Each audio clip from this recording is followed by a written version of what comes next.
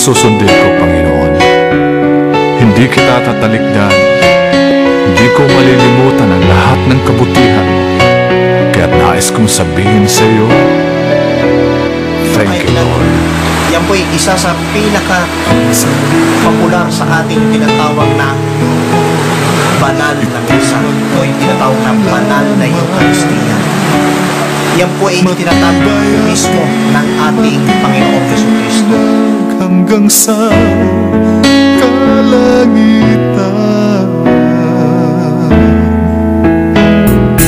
ang taglay mong katapatan, kailang may di magbabago. Hanggang ngayon ay panatag pa rin dahil sa matapat ka.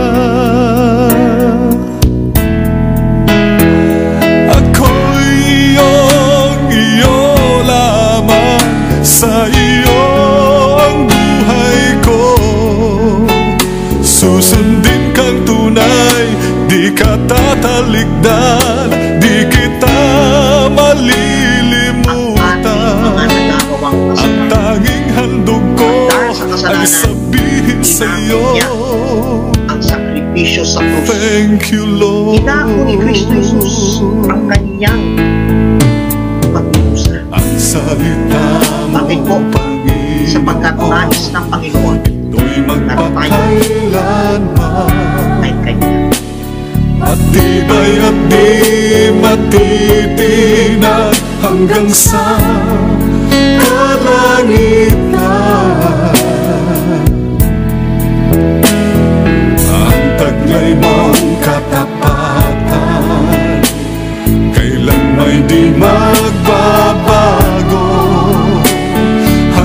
Ngayon ay panatag pa rin dahil sa matapat ka. Ako'y iyo lamang, sa iyo ang buhay ko. Susundin kang tunay, di ka tatalikdan, di kita malilimutan. Ang tanging handog ko ay sabihin sa iyo, thank you, Lord. Aawit ako at magpupuri sa iyo. Tayong padadala sa pangamba. Isipin po natin na ang Panginoong Jesus na nagkatawang tao, nagsakripisyo, naghirap sa krus, namatay upang ang ating kamalian dito sa daigdig ay tinubos niya upang tayo lahat ay maligtas. At dahil sa kanyang muling pagkabuhay, tandaan po natin, tayo ay binigyan ng Panginoon ng bentang. Ang tanging handog ko ay sabihin sa iyo, thank you, Lord. Oh, thank you, Lord.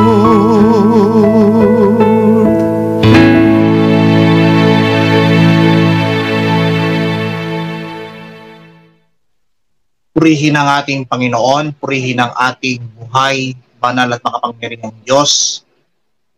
Isang pinagpalang gabi po, pinagpalang umaga, pinagpalang tanghali, pinagpalang hapon sa lahat ng mga sumusubaybay sa ating muling pagbabalik ng Preaching the Living Word of the Lord sa Kapahayagan TV channels via YouTube. At ito po ang inyong mga kasama, Brother Ryan Astillero America.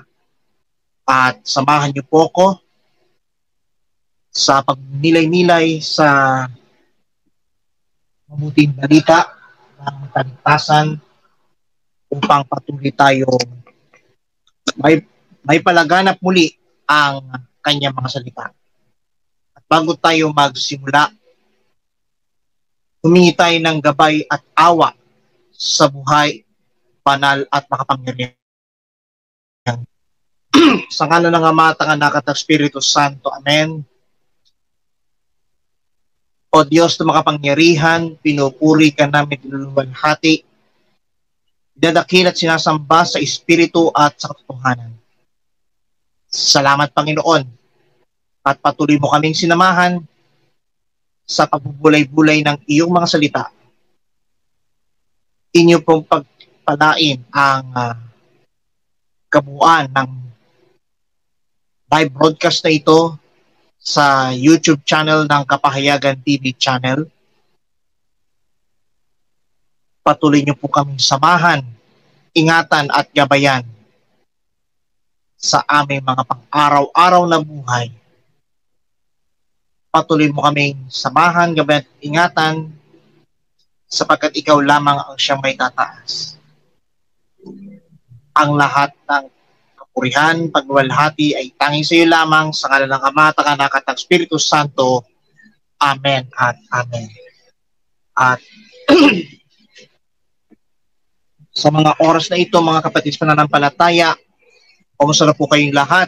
Saan mang kayo naroroon ay patuloy po kayong samahan, ingatan at gabayan ng Diyos dito po sa Preaching the Living Word of the Lord na inyong nasusubaybayan sa Kapahayagan TV channel, sa YouTube, at patuloy tayong samahan, gabayan, ingatan ng buhay, banal at makapangyarihan Diyos. At samahan niyo po ko sa pagbubulay-bulay ng kanyang mga salita sa patuloy na pagbibigay sa atin ng lakas at sigla upang tayo pong lahat ay patuloy na pagpalain ng buhay, banal at makapangyarihan Diyos. Bago tayo magbilay, nais ko pong papati sa inyo lahat na patuloy tayong samahan, ingatan at gabayan ng Panginoon sa pamamagitan ng pagbubulay-bulay ng kanyang mga salita. At siyempre, patuloy tayong pagpalain ng Diyos sa bawat araw ng ating buhay, lalo tigit sa ating pananampalataya at pagbibigay kalakasan, sapagkat tanging Diyos ang siyang makagagawa ng himala sa bawat isa sa atin. Ang inyo pong lingkod, si Brother Ryan Astillero America, ay himala pong nakatapos ng kursong Certified High Impact Inspirational Speaker sa iHealth Coaching and Business Solution na nagsimula sa pamamagitan ng social media lamang. At kaya nagagamit ko po yung aking kaalaman para may pahayag at lalo pang mapahayag ang kadakilaan na galing sa buhay, banal at pangpangyarihan Diyos. At tayo po'y magnilay ng kanyang mga salita at hahanguin po natin sa Ebanghelyo ayon kay San Juan. Ito po'y sa kabanatang 20, simula talatang 19 hanggang 31. At ganito po ang nakasaad sa wikang Ingles. On the evening of that first day of the week, when the disciples were together, with the doors locked for fear of the Jews, Jesus came and stood among them and said, "Peace be with you." After he said this, he showed them his hands and side. The disciples were overjoyed when they saw the Lord. Again, Jesus said, "Peace be with you. As the Father has sent me, I am sending you." And with that, he breathed on them and said, "Receive the Holy Spirit. If you forgive anyone his sins, they are forgiven. If you do not forgive them, they are not forgiven.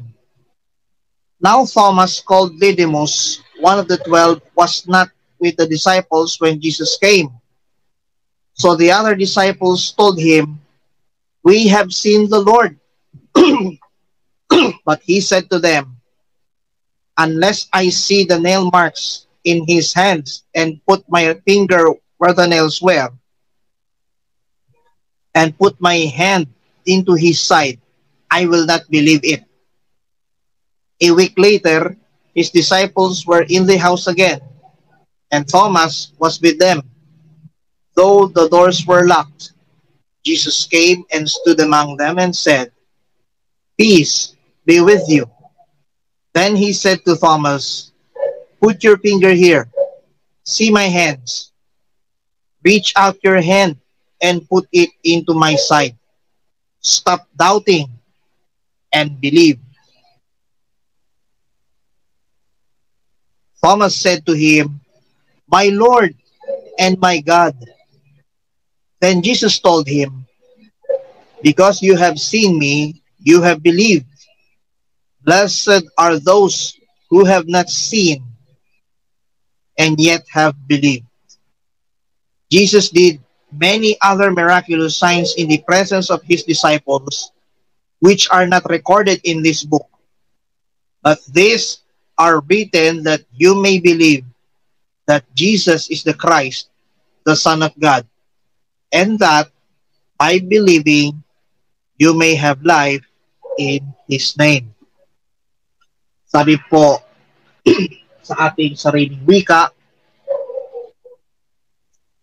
Ebanghelyo ayon kay San Juan, ika-20 kabanata, simula talatang 19 hanggang sa katapusan. Kinagabihan ng araw ding iyon, ang mga alagad ay nagkakatipon. Nakapinig ang mga pinto ng bahay na kanilang pinagtitipunan dahil sa takot nila sa mga Hudyo. Dumating si Jesus at tumayo sa gitna nila. "Sumainyo ang kapayapaan," sabi niya. Pagkasabi nito, ipinakita niya ang kanyang mga kamay at ang kanyang tagiliran. Tuwang-tuwa ang mga alagad nang makita ang Panginoon. Sinabi na naman ni Jesus, "Sumainyo ang kapayapaan. Kung paanong sinugo ako ng Ama, gayon din naman sinusugo ko kayo." Pagkatapos, sila'y hiningahan niya at sinabi, "Tanggapin ninyo ang Espiritu Santo. Ang patawarin ninyo sa kanilang mga kasalanan ay pinatawad na nga. Ang hindi ninyo patawarin ay hindi nga pinatawad." Ngunit si Tomas na tinaguriang kambal, isa sa 12, ay wala noon nang dumating si Jesus. Kaya't sinabi sa kanya ng ibang alagad, "Nakita namin ang Panginoon." Sumagot si Tomas, "Hindi ako maniniwala hanggat di ko nakikita ang butas ng mga pako sa kanyang mga kamay at naisusot dito ang aking daliri at hanggat hindi ko naipapasok ang aking kamay sa kanyang tagiliran." Makalipas ang 8 araw, muling nagkatipon sa loob ng bahay ang mga alagad. Kasama nila si Tomas. Nakapinid ang mga pinto, ngunit pumasok si Jesus at tumayo sa gitna nila. Sinabi niya, "Sumainyo ang kapayapaan." Saka sinabi kay Tomas, "Tignan mo ang aking mga kamay at ilapit dito ang iyong daliri. Ipasok mo ang iyong kamay sa aking tagiliran. Huwag ka nang mag-alinlangan. Maniwala ka na." Sumagot si Tomas, "Panginoon ko at Diyos ko." Sinabi sa kanya ni Jesus, "Naniniwala ka na ba sapagkat nakita mo ko? Mapapalad ang mga naniniwala kahit hindi nila ako nakita." Marami pang kababalaghang si Jesus na nasaksihan ng mga alagad, ngunit hindi natatala sa aklat na ito. Ang mga natala rito'y sinulat upang sumampalataya kayong si Jesus ang Mesiyas, ang anak ng Diyos, at sa gayoy magkaroon kayo ng buhay sa pamamagitan niya. Mga kapatid sa pananampalataya, ito po ang mabuting balita para po sa ating lahat buhat sa Panginoon. Now, my dear brethren, akin po ibabahagi sa inyo ay pamamagatan kong believe and stop doubting. Okay? Believe and stop doubting. Now, in the gospel reading, Jesus told to Thomas, who's called Didymus, the root word, stop doubting. Just believe. Kapatid, kung gabi ng unang araw ng Easter Sunday, kung mababasa natin sa kasaysayan,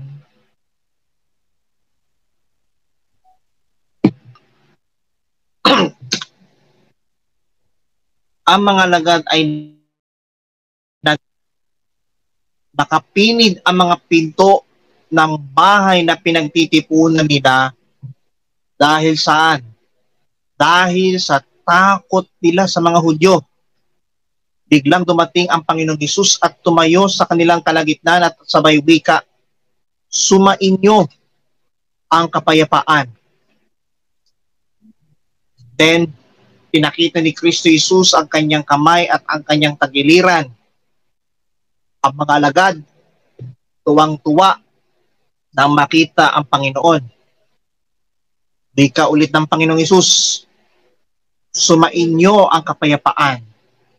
Kung paanong sinugo ko ng Ama, gayon din naman sinusugo ko kayo. In other words, kung paanong sinugo siya ng Diyos Ama sa langit, gayon din naman tayo'y kanyang sinusugo. Amen.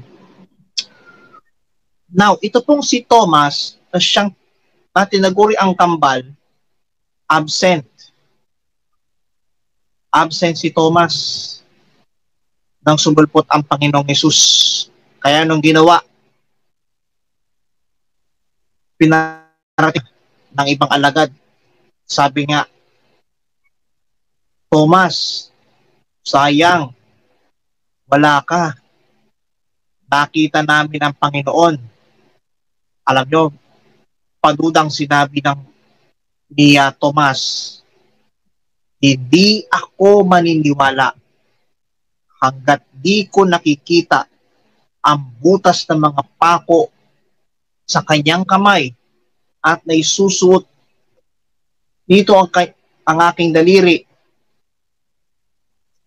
at hanggat hindi ko naipasok ang aking kamay sa kanyang tagiliran. Alam niyo po, masyadong doubt si Thomas. Anong sumunod na linggo? Ikawalong araw,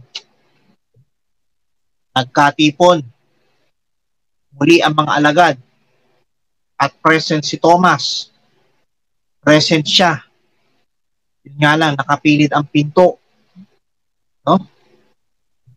Dumating si Jesus Christ at tumayo sa kanilang gitna.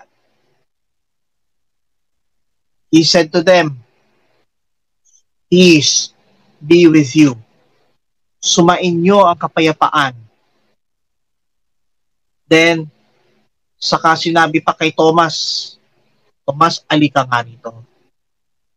Tignan mo ang aking kamay.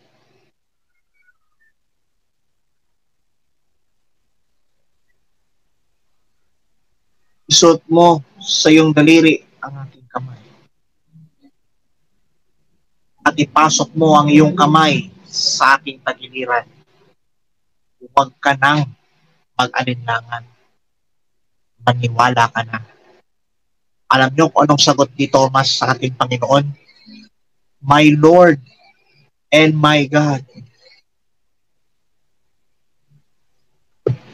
Mio Señor and mio and Dios, Señor mío, Dios mío, my Lord and my God, Panginoon ko at Diyos ko.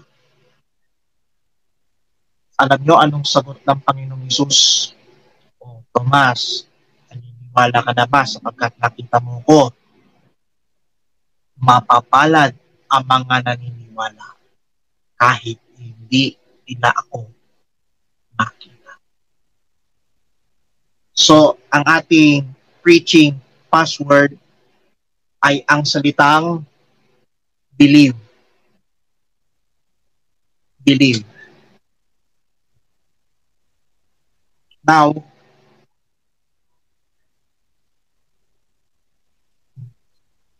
letter B stands for the word believe is bless, blessed, blessing, or blessings. Even the times of this situation, our nation is always blessed by the Lord. Ika nga ng Psalm 33:12, sabi nga, blessed is the nation whose God is the Lord, the people He chose for His inheritance. Believe that blessed is the nation, the Philippines, who is God, is the Lord. Mapalad ang bansang si Yahweh ay ang Diyos. Mapalad ang bayang kanyang pinili at mga nagtitiwala sa kanya. Kapatid, friendship, mapalad tayo sapagkat kahit sa panahong tulad nito, hindi tayo pinababayaan ng Diyos. Paniwalaan natin kung anong kanyang kapahayagan. Anong sinabi ng Panginoon, doon tayo maniniwala. At kung patuloy tayong maniwala sa kanyang mga salita, tinitiyak ko po, tayo pong lahat ay patuloy at patuloy na pagpapalain ng buhay, banal at makapangyarihan.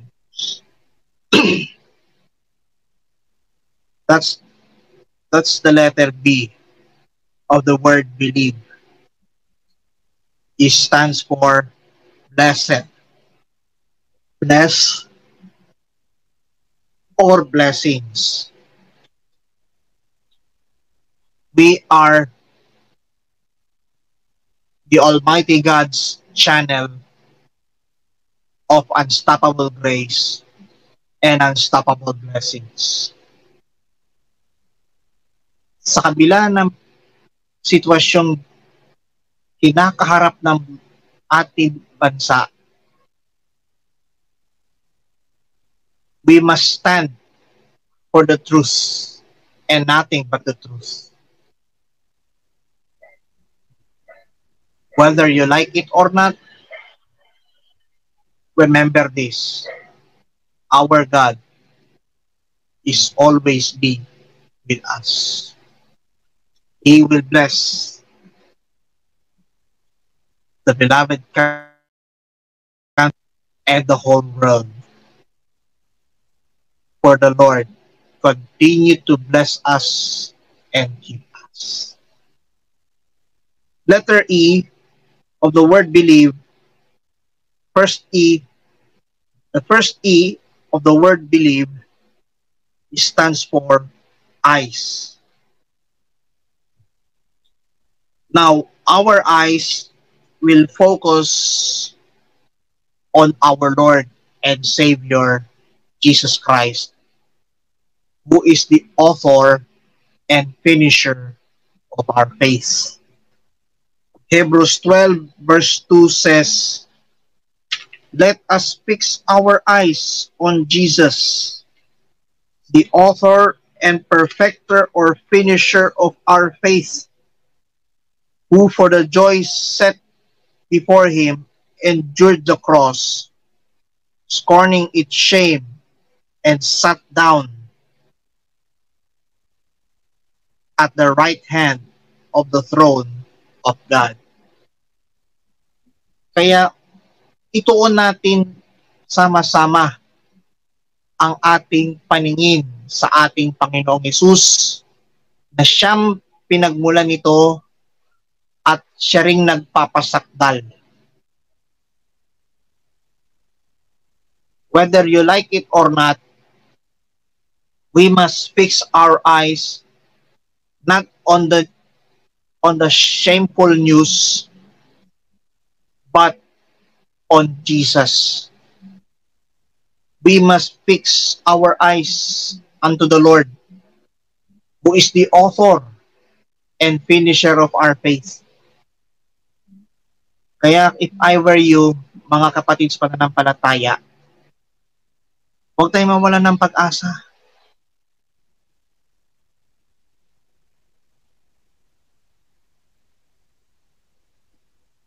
You are always be with us. Just stay with us. God is always alive. He will never leave us. He will never forsake us.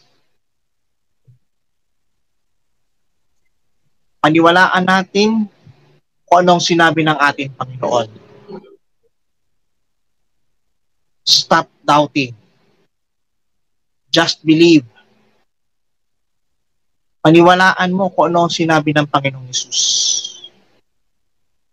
Mapalad ang mga naniniwala bagamat di siya makita.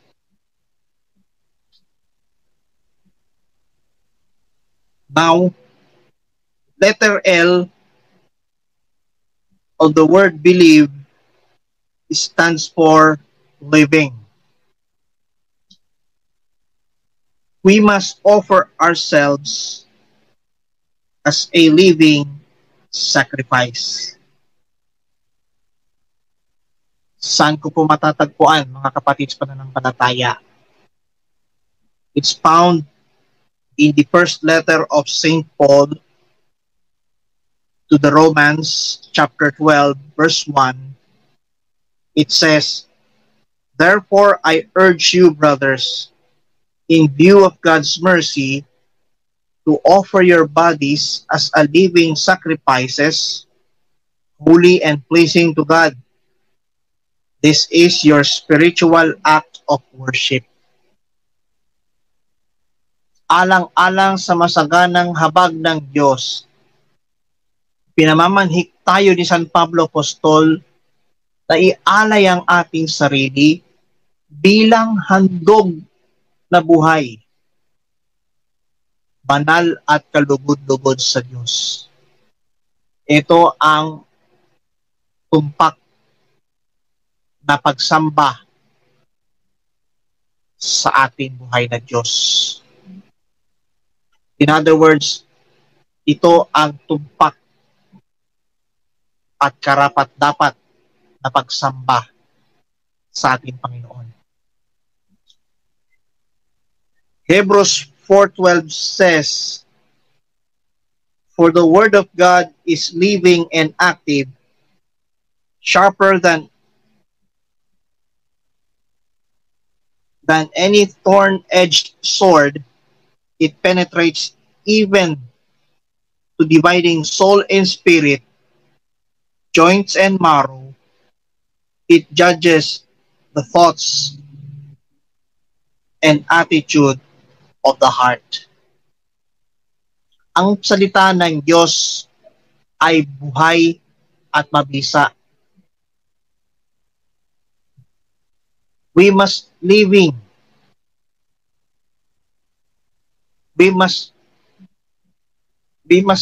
stand that the living word of God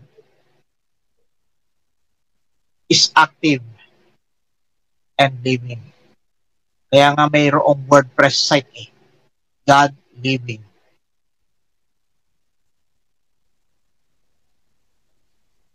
Buhay ang kanyang mga salita. Sa lahat ng dako, hindi tayo pababayaan ng may kapal. Huwag mo tayong matakot. Kaya nga mayroong kanta si Gary B. Huwag kang matakot, huwag mabahala kung bumuhos ang ulan. Anumang pagsubok, may dahilan. Just believe what the message of the song says. Letter I stands for interceded, intercedes, or intercession. Now, every Christian, including Catholics, will have intercessory prayer. We must intercede to God whatever we pray, together with the intercession of the Blessed Mother of God and our Blessed Mother too, the Blessed Virgin Mary. Where am I found it? It's found in first letter of St. Paul to Timothy, 1 Timothy chapter 2, verses 1 and 2 says, I urge then first of all that requests, prayers, intercessions, and thanksgiving be made for everyone, for kings and all those in authority, that we may live peaceful and quiet, lives in all goodness and holiness. Yung ating kahilingan, panalangin at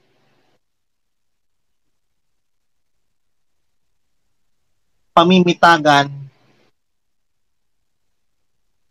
at pasasalamat ay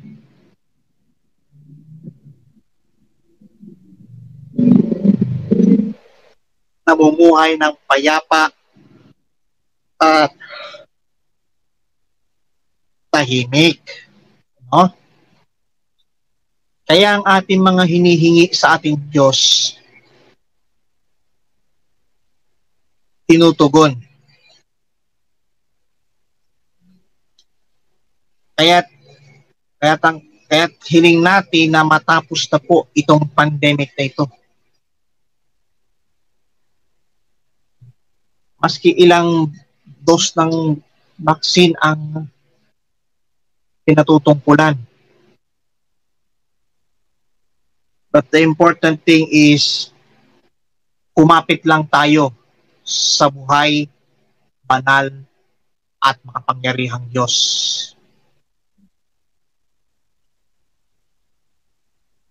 Huwag tayong matakot. God is with us. He is the Emmanuel. God is always with us. Ika nga ng ating Panginoon, where 2 or 3 gathered together in my name, there I am with them. Kaya't saan man mayroong 2 o 3 nagkakatipon sa aking pangalan, naroon ako kasama nila. Wika ng Panginoong Hesus sa Matthew 18 verse 20. Kaya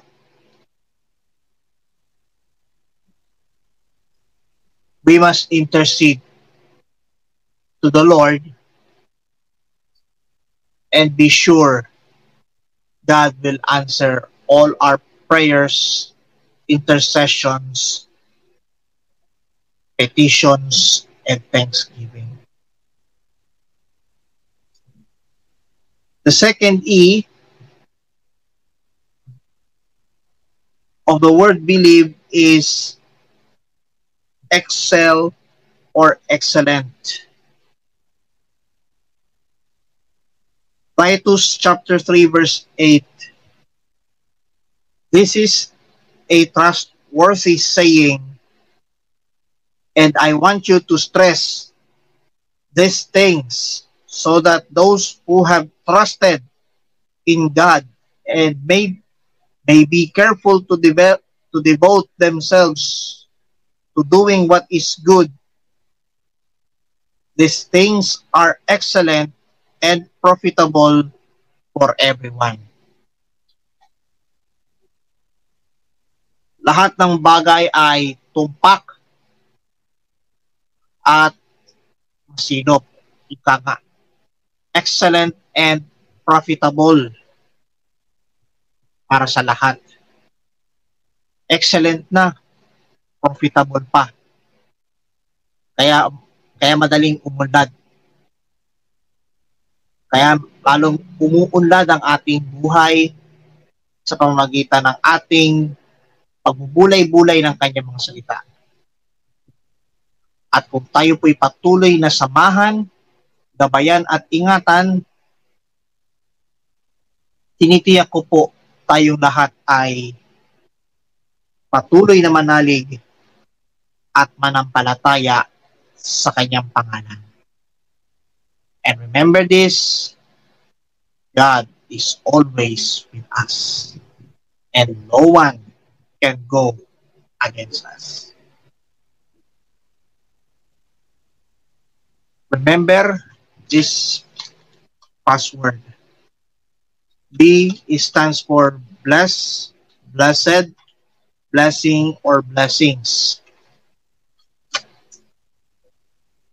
First E of the word believe stands for eyes, mata, paningin. Letter L of the word believe is living. Letter I stands for intercedes, or intercession. Second E of believe is excel or excellent. Now, letter V stands for victories, victory, or victoriously. Where am I found? 1 John chapter 5, verse 3 and 4 said, this is love for God, to obey His commands, and His commands are not burdensome. For everyone born of God overcomes the world. This is the victory that has overcome the world, even our faith. Kaya, huwag tayo magpasikot-sikot sa mga nangyayari. Kaya nagkakagulo ang ating bayan dahil sa isang di natin maintindihan. Kaya nagkakagulo ang ating bansa dahil sa katigasan ng ulo ng tao. Ngunit dahil sa awa ng Panginoong Diyos, mga kapatid sa pananampalataya, mga katuwang, friendship, ang prayer partner, kapatid, remember, tayo po ay nagkaroon ng katagumpayan. Katagumpayan sa laban at hamon ng buhay. For example, ito pong pelikulang Facing the Giant. Sa unang mga kompetisyon, lagi silang natatalo. Ngunit sa bandang huli, sa huling paghaharap ng mga kalaban at saka ng at ang challenger, yung ang mga bida sa football ay nagwagi. Habang yung kalaban, talunan. Bakit kamo? Yan ay dahil sa awa ng ating Panginoon. Kaya, pagsikapan nating ibahagi ang kanyang kabutihan, pagsikapan din natin na wag basta mawalan ng pag-asa, sapagkat sa Panginoon tayo patuloy magtiwala at lalo tayong magtitiwala sa buhay, banal at makapangyarihan. Now, the last E of the word believe, the third E of the word believe stands for eternal or everlasting. 1 Timothy chapter 1 verse 16 says, "But for that very reason, I was shown mercy, so that in me, the worst of sinners, Christ Jesus might display his unlimited patience as an example for those who would believe on him and receive eternal life."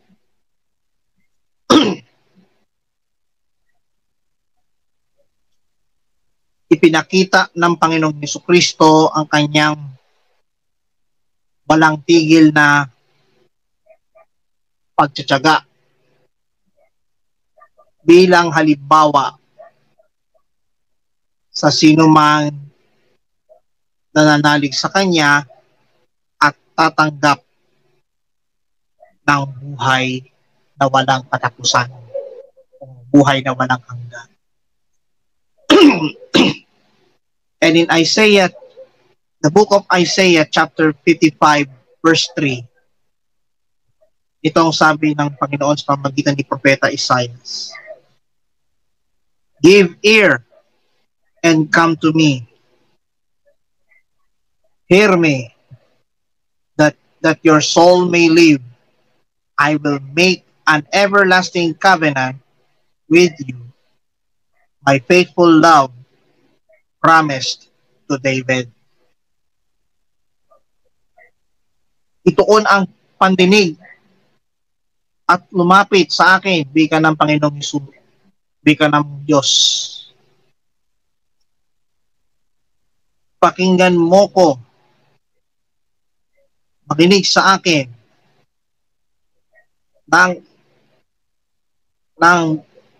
nang inyong kaluluwa'y mamumuhay.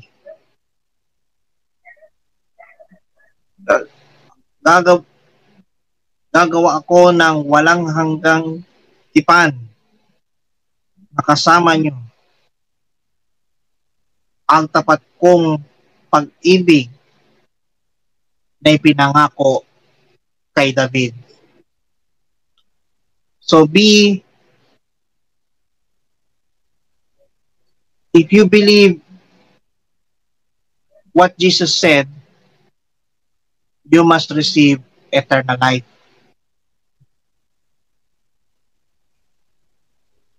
Sa pamamagitan ng pagtsatsaga ng Panginoong Hesus, yung kanyang tiniis na hirap sa krus ng Kalbaryo, yan ay tanda na binayaran niya ang lahat ng ating mga pagkakamali. Kaya pareho tayong nagkakamali sa lahat ng bagay. Kaya patuloy tayong umasa sa Diyos at lalo't higit sa pamamagitan ng pakikinig at lalong makikinig ng kanyang mga salita. Saan man dako kayo naroroon, patuloy kayong manalig at manampalataya sa Panginoon, sapagkat ako'y kasangkapan lamang ng Diyos.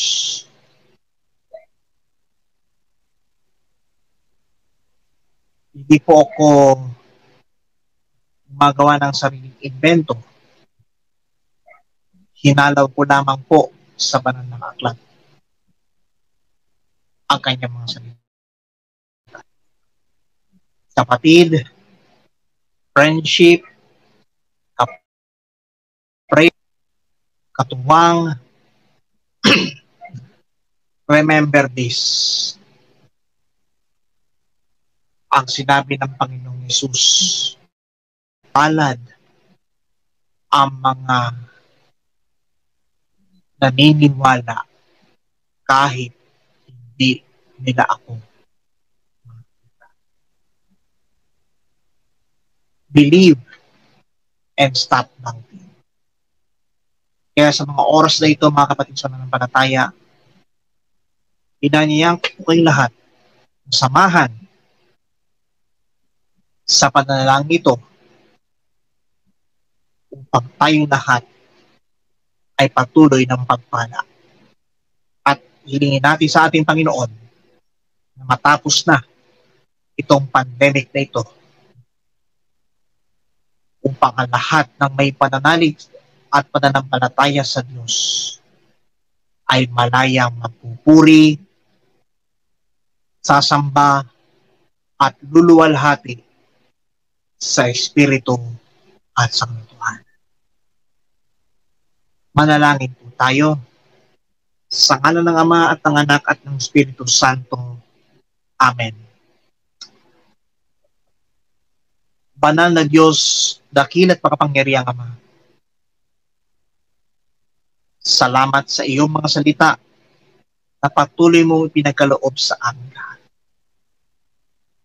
Salamat din po, Panginoon, at patuloy mo kaming ginabayan. Patuloy mo kaming sinamahan at iningatan.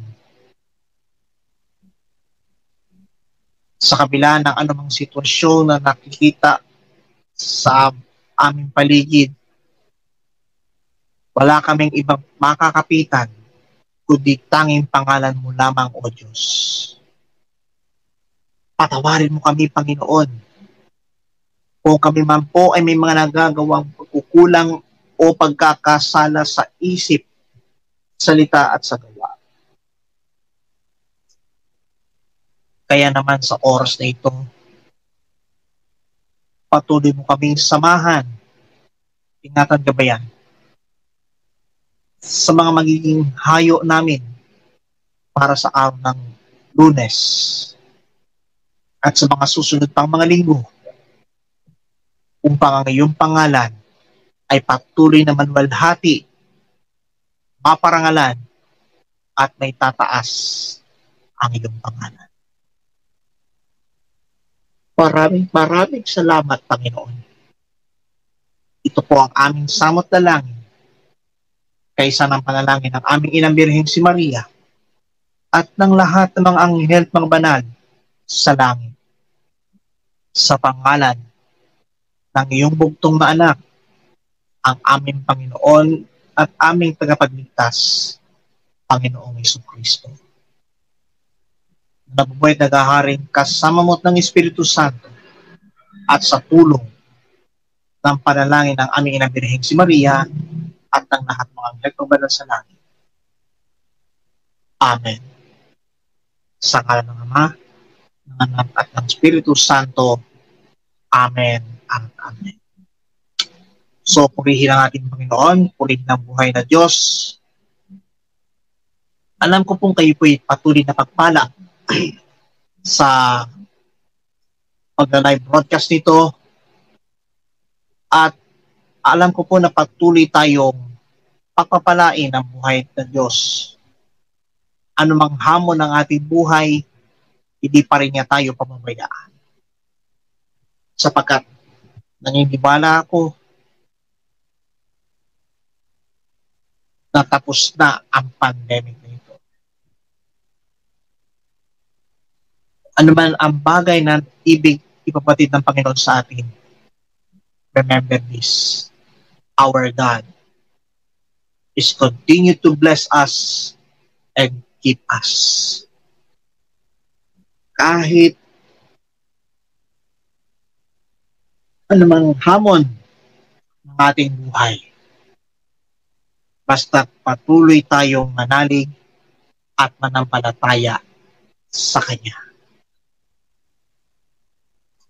At kung kayo po ay di pa nakapag-subscribe sa channel na ito sa YouTube, huwag kaliligtaan mag-like, share at subscribe sa Kapahayagan TV channel sa YouTube.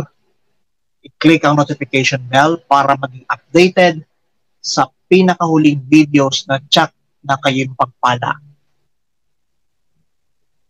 At ngayon po ay nasa 705 subscribers na po. At patuloy na pa rin umaasa sa pamamagitan ng ating pagsubaybay sa ating Kapahayagan TV channel. At ilan lamang po sa mga naging content yung pong God's Healing Message, na kung saan pinapakita doon yung mga naging kaganapan sa mga nakalipas na preachings. Siyempre, hindi pa rin mawawala yung tinatawag na Kuya Ryan's Viewpoint, na araw-araw po bina-vlog tuwing alas 5 ng madaling araw. At hopefully ay muli kong ibabalik yung Daily Gospel Reflections, which is Reflections. Ito po ay kukuha sa mga talata mula sa maikling talata mula sa pang-araw-araw na ebanghelyo na nababasa sa banal na misa. At patuloy tayong manalig at patuloy tayong umasa sa Diyos. Tinitiyak ko po, tayo pong lahat ay patuloy na manalig at manampalataya sa Panginoon. And that is why our Lord Jesus Christ continued to shower His unstoppable blessings, mga kapatid sa pananampalataya. Kaya nga, patuloy tayong umasa sa pamamagitan ng ating mga panalangin. Ano man ang inyong hihilingin sa Diyos, tinitiyak ko po, tutugunin at tutugunin ng Panginoon ang lahat ng ating hinihingi. Sabi nga ng ating Panginoon, kaya't ang dalawa sa inyo na magkaisa sa panalangin, at anuman ang hiling ninyo, ipagkakaloob sa inyo ng Diyos. Matthew 18 verse 19. Kaya patuloy tayong manalig at umasang tapos na ang pandemya. Tinitiyak ko po, by faith, tapos na ang pandemic. Huwag po tayong mawalan ng pag-asa. Kumapit tayo sa Panginoon. At kapag sa Diyos tayo kumapit, tsak, darating ang panibagong pag-asa. At patuloy tayong manalig at manampalataya sa Panginoon. Ako'y natutuwa sapagkat tayo pong lahat ay pinagpapala ng buhay ng Diyos. At kung kayo po yung mga Facebook account, just like follow and share sa Facebook page ng Kapahayagan TV channel. And meron po official website ng Kapahayagan TV channel.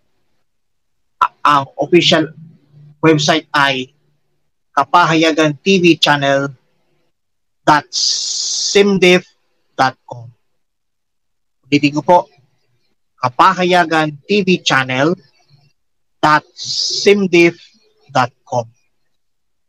Yan po ang bagong official website ng Kapahayagan TV channel.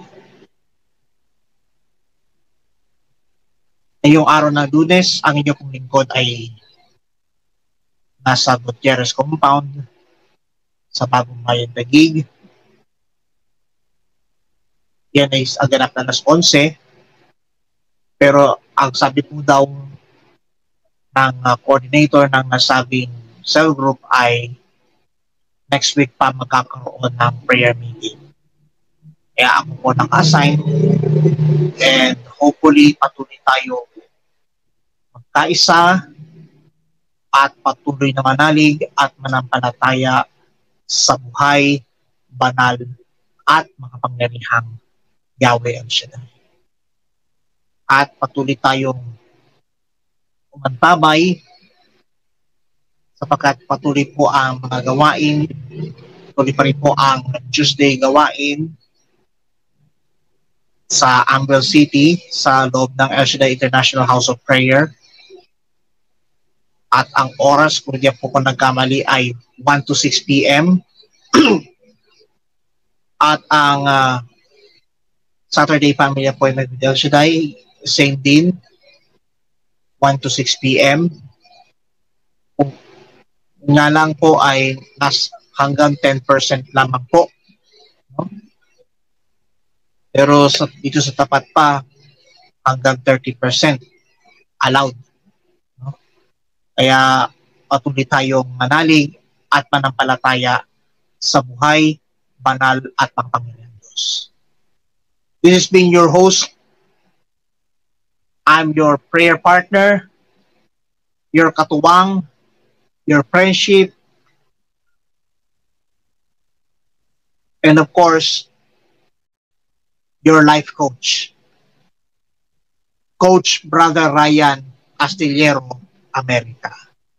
This is Preaching the Living Word of the Lord, special live broadcast, only here on Kapahayagan TV channel, katuwang sa pagpapalaganap ng mabuting balita.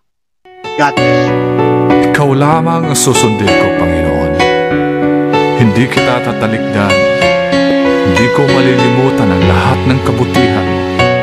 Kaya't nais kong sabihin sa iyo, thank you, Lord. Ang salita mo, Panginoon, ito'y magpakailanman. Matibay at di matitinag hanggang sa kalangitan.